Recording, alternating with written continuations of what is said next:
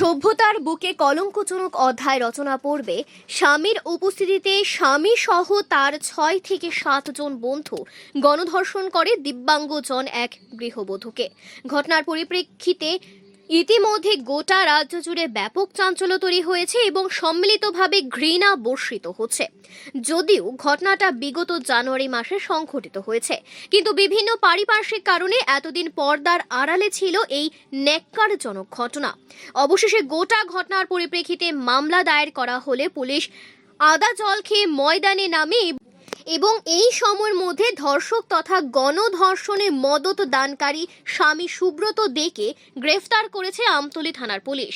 পুলিশের দাবি অনুযায়ী সুব্রত তার নিজ বাড়িতে বন্ধু বান্ধব সহ মদের আসর বসায়।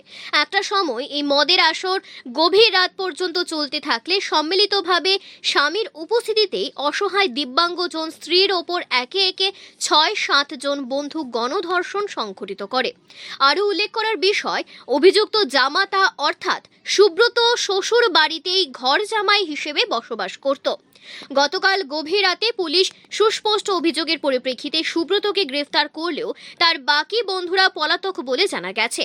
তবে মামলার তদন্তকারী পুলিশ অফিসার সুস্মিতা দেবনাথ জানিয়েছেন, খুব শীঘ্রই বাকি অভিযুক্তদের জালে তোলার প্রয়াস গ্রহণ করা হয়েছে পুলিশের তরফ থেকে। এই ঘটনার পরিপ্রেক্ষিতে দাবি উঠছে, আমরা যতটাই নিজেদের সভ্য কিংবা রুচিবান হিসেবে দাবি করি না কেন, আদতে এই বিভিন্ন প্রকারের হিংস্র ঘটনাগুলি প্রমাণ করছে আমাদের এই সমাজকে সত্যি সত্যি শুধরাতে হবে।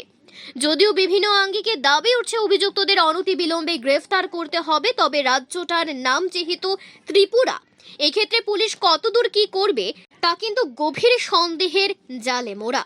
তবে এরকম একটা স্পর্শকাতর ঘটনায় পুলিশ যদি নিরপেক্ষভাবে ঘটনা তদন্ত না করে, তাহলে কিন্তু সত্যি সত্যি সমাজ আর ভরসা পাবে না, এটা নিঃসন্দেহে দাবি করা যায়। Bureau report, Tripura news Bangla. অ্যাটমসফিয়ারটা কি ছিল, কখন সেই ঘটনাটা হয়েছিল? ঘটনাটা ঘটছিল ৫/১/২০২৫ জানুয়ারি মাসে ঘটনাটা ঘটছিল। কার বাড়িতে এটা ঘটছিল স্যার কি কয় তরুণজ্যোতি সাহার বাড়িতে।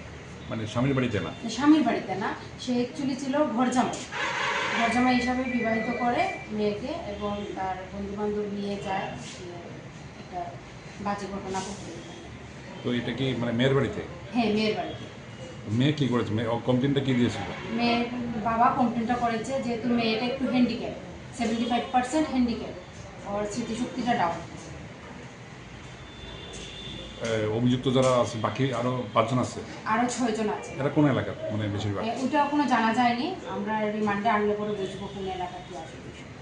স্বামীর বিরুদ্ধে এবং স্বামী তার বন্ধু বান্ধবদের সঙ্গে নিয়ে এইরকম একটা ঘটনা ব্যতিক্রম বোধ হয়। এটা একটা ব্যতিক্রম, একটা অন্য একটা। ধারাগুলি কি কি আছে?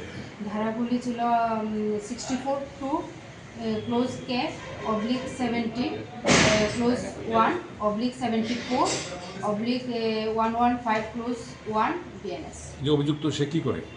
সে একটা প্যাথোলজিতে ব্লাড কালেকশন করে, প্যাথোলজিতে কাজ করে। আর বাকিরা এখনো জানা যায়নি। কোন জায়গা থেকে ম্যাডাম গ্রেফতার করা হয়েছিল? আসামি নিজ বাড়ি থেকে, যোগেন্দ্রনগর থেকে অ্যারেস্ট করা। গোটা ঘটনাই বোধহয় মদমত্ত অবস্থায়। হ্যাঁ, মদমত্ত অবস্থায়, পুরো ঘটনাটাই মদমত্ত অবস্থায়।